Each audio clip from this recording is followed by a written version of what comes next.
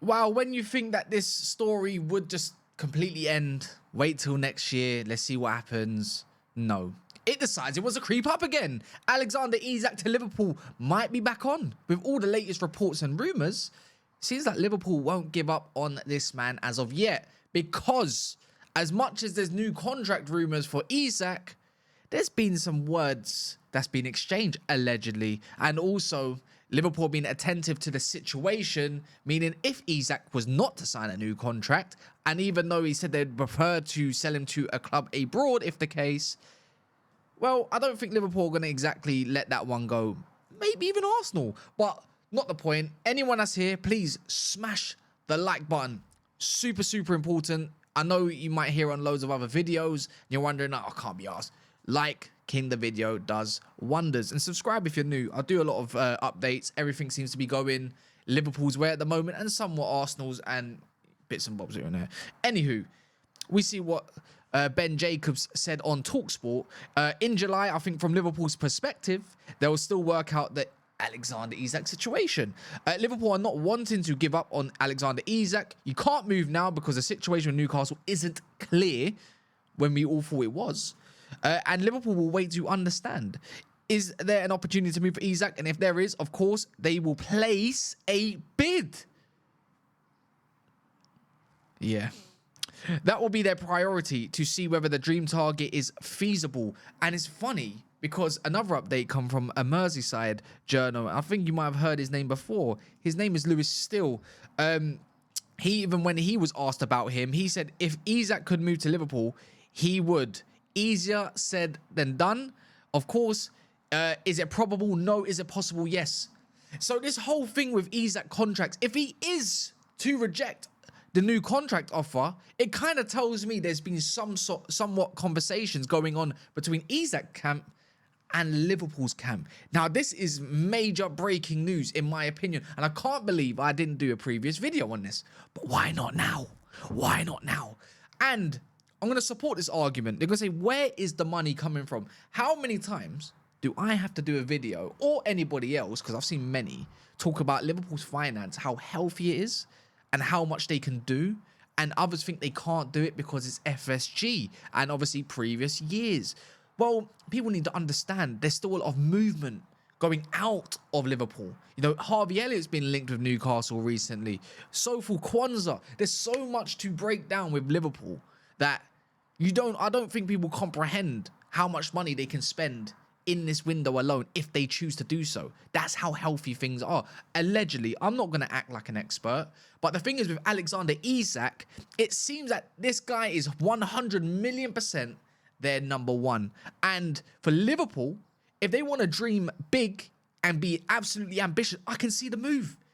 Well, it doesn't exactly mean Newcastle are going to accept it, because yet we still need to understand the situation of what Newcastle would want from him if he is a one-to-way. And, you know, according to Lewis Still, how credible he is another question. If he does want to move there and he said yes, well, clearly there must be some grounds to work with.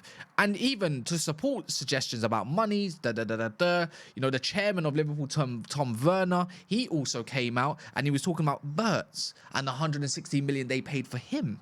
And he said, we, FSG, do not meddle in those kind of decisions. We have full confidence, and when he says decision, it means risks. We have full confidence that Richard and Arna are Slot and Hughes are being extremely careful, and that if they bless something or recommend something, then we are going to support. Now, I feel like this might be a time where Liverpool and FSG have smelt blood and says, you know what, if we want to go and dominate, this is the time. You know, you got Wirtz. He's going to be around for the next 10 years, potentially, unless he moves somewhere else. It'll still be big money either way. You know, you got Salah coming to his twilight. How do you replace that? And I'm pretty sure the recommendations is why go away from the Premier League when there's absolute ballers here that we can probably attain. It might cost a pretty penny, but look at the overall bigger picture. And I think that's going to be the message that Hughes will be sending towards, obviously, the CEO of, what's his name again? You know, the Wonder Man, Michael Edwards. And obviously, he's going to relay that message towards the board. And that's just how it works. CEO, you know, chairman, blah, blah, blah. I don't know if this is going to be done. And I know Newcastle fans might be shitting themselves, and so be it, because this is just the way football is at the moment. But it doesn't mean they need to sell. They are struggling to get signings over the line. Allegedly, with a 125 million budget, they want Elanga, they want João Pedro, and they're also looking at Trafford as well, which looks like it's going to be done very, very soon. With all of that said, if that is their budget, then surely they might be looking at, how do we reinforce? They still need defenders. They might need a midfielder. And if they get rid of Isak, they might look at someone maybe like Ekatike again. So, I don't know. I'm not trying to put a downer on Newcastle saying, but this is our club, blah, blah, blah. It's just the hierarchy of football. You know, top players want to play at top clubs. And no disrespect to Newcastle, but, you know, Liverpool are obviously much bigger and they have a lot more to offer at the moment in this current scenario. And with Isak, if July is to be this window where, you know, obviously we already know most of transfers, I think 45% of transfers overall get done or something along them lines in July. We're in for something big and we might be in for a treat. Not a treat to me. You know, I don't want this to happen. I need him to stay there. And when I say stuff like, oh, I'm scared of Liverpool, oh my God, I generally am a little bit, because it's like, I don't really want to think or have an imagine to have Isak, Salah and Diaz, even though his situation is a bit unclear, running at my defence, let alone having Wirtz, the one that's going to pick them out, let alone Gravenberch or McAllister. Anywho, with all this going on, I do wonder if he's going to accept this contract. And I do wonder, and I've seen Eddie Howe might be leading the line for that one to make sure he gets done. And also, I do wonder what money is going to be asked potentially for him and how much Liverpool may place. Because if we're going to go off what Ben Jacobs has said, and we have to admit, he's been very, very credible this summer. You know, one of the top journos, broken the Mbumo stuff first. He's broken so many other different stories first. And, you know, when it comes to this Isak stuff, he is the one that's breaking this all first as well. So we're going to have to go off the man that is doing all of that. And not just because we're like my new best friends or anything like that, but you know what I'm saying. But other than that, if Liverpool find a situation where they are able to place the bid, that's what he has said. They are going to do that. That means they want this man. He is the next dream target. But I don't know. Well, let me know what you lot think in the comments, because I know there's a lot of giddiness. And if it was me, I would also be very giddy. We all thought this Wirtz stuff was impossible. We all thought Liverpool can't do it. Are they going to go and break the transfer window Premier League fee again, whatever? You know what? Who says no? When it comes to football and these situations, everything gets broken at one point, doesn't it? Things just happen. You know, you were seeing Mbappe's and Trent's going to Real Madrid on a free. Canati going on a free. Like, this is Real Madrid. They usually go and pay big bucks for all these players. They're like, no, we're Real Madrid. We can just go get them, you know, these top talents who have got a couple of years left on their contracts and just go snap them up. But yeah, I'm very interested. I think on a basis, I'm going to be honest, on a basis of content creation, you know, talking about something that's warranted like this is huge, of course, but is it unlikely?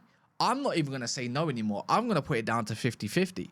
I actually believe Isak does want to move. I do think he loves Newcastle, but I think he definitely has major ambitions. Them being in a Champions League doesn't mean anything when Liverpool have just won a league and they've also got to offer Champions League and obviously sustainability going further forward as well. You know, who doesn't want to play with Wirtz? Who doesn't want to play with Salah, Van Dijk? Who doesn't want to learn under Arne Slot as well? Like, that's relative questions to top footballers.